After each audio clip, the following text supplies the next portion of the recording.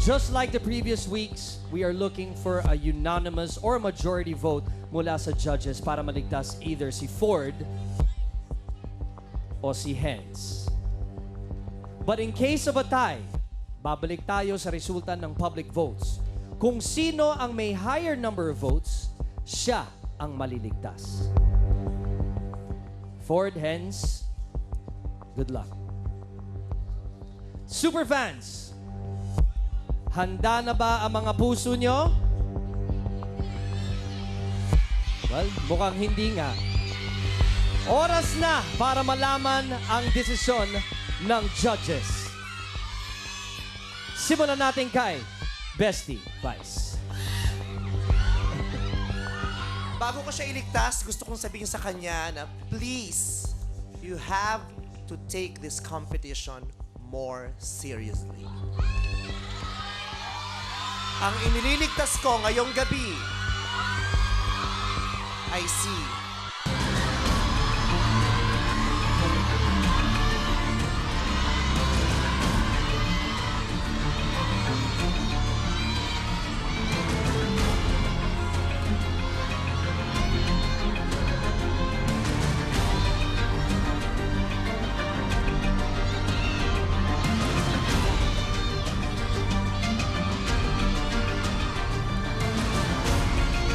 Ford.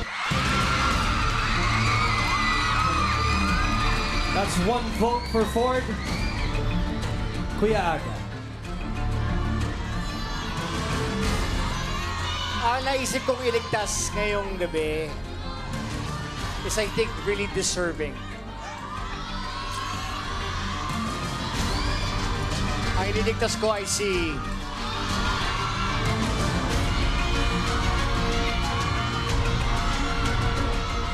Ford. Ford. We have 2 votes for Ford. Isa na lang ang kailangan niya para magpatuloy pa sa kompetisyon. Dara. Ikaw ang pinipili kong iligtas.